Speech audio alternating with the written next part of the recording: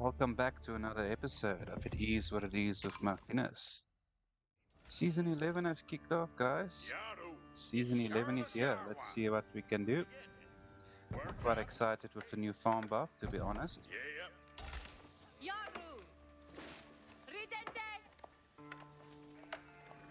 Let's see what we can do. Today, I think I wanted to delve a bit into the English longbow, the lore and the history behind that. That was one of the most fascinating bits of history for me.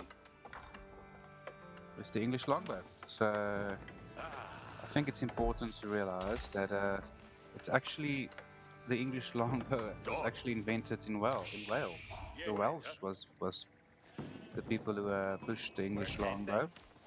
However, the reason it changed the medieval wars and the medieval times was because of the vision of King Edward of England.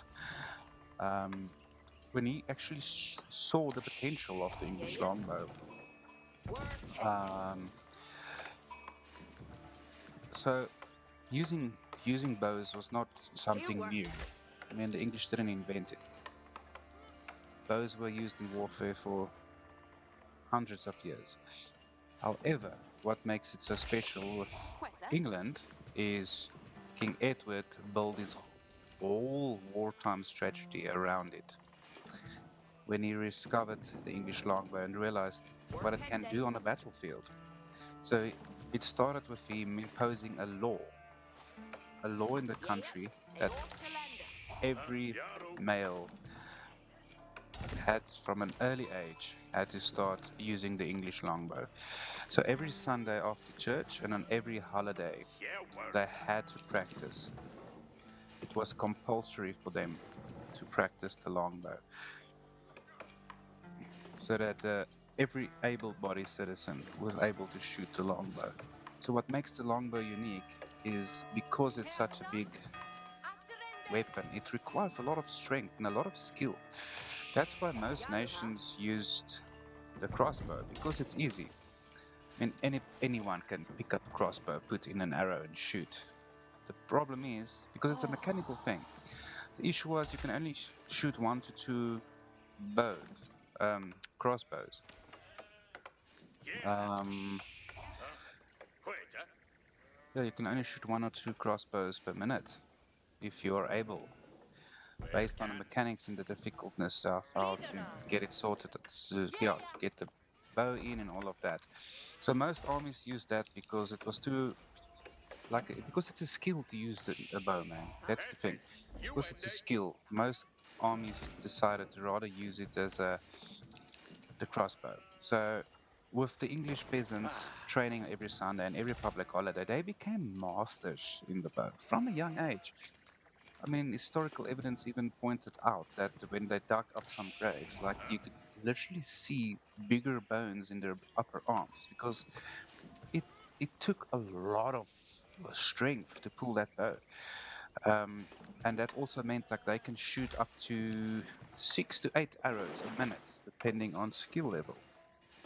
So it's a lot faster than a crossbow. Also, you can shoot over longer distances, and that made the crossbow such a big difference on the battlefield. Let's try this build quickly. I want to try something new today.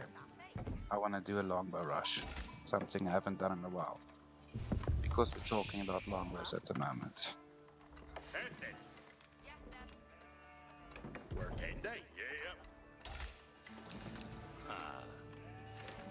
Well, so based on that, you basically have a whole nation ready. If someone invades, you can easily, the whole village can pick up a longbow and they can defend the village. So that made a massive difference. And in terms of logistics, so remember you have to kit your whole army. It's a lot of money. That's why, for example, the French the French, they were mainly the knights. It's mainly noblemen, because you need a lot of money to be able to afford that type of armor and weapons. So now you have these peasants who can rise up and overpower you easily with longbows. So that's why I think battle, the biggest battle in history that made the longbow such historic as it is today, is the Battle of Agincourt. If you really want to see something very fascinating, read up about the Battle of Agincourt. The English was outnumbered 4-1. That's a lot. 4-1. They were outnumbered 4-1. Get that into perspective. 4-1 outnumbered. Um, so it was all about the placement. The English used to stand in a V formation, so they can shoot all angles, and also they were quite good with putting the pyres, the pikes in front of them for cavalry charges. And then all of them were equipped. They were also equipped with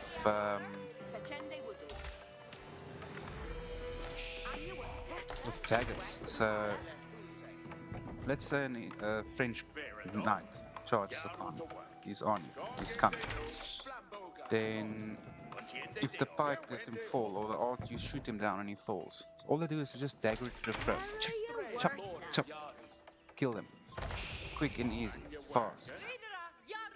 Um, so that made them devastating. So what they did is tactically, that's what made them superior. They were tactically superior because they would position themselves in maneuver, and they took advantage of the terrain. So they would battle on hills. They would stand on the side of the English men at arms. And then even the poets of the time, they wrote literally, like for example, the Battle of Agincourt, uh, that the skies darkened with the arrow volleys. So imagine 6,000 archers firing 6 to 8 arrows a minute, raining down on the French army. I mean, do you actually have a chance? Think about it. The skies darken with arrows, man. That's insane. Think about it. Um, so that's how we were able to defeat the French 2 or 3 times. Oh man, this is gonna be a slaughter. Look at this. This is a slaughter coming. So yeah, they were able to absolutely decimate the French because of that. So you imagine the French army charging. Wetlands, it's wet, it's tight, so the horses get stuck, and all of a sudden the sky's darkened with arrows. And then the horses panic, the horses get shot, the horses die, they throw off the knights, and it's just arrows, arrows, arrows, arrows, arrows. Raining down, man. English army, that's how they were so potent. Let's kill some bulls here, let's take the fight. Let's show down. Here we go. Oh yes. Oh yes. This is the GG no re. This is the longbow in action. This is what made the English famous. Look at it.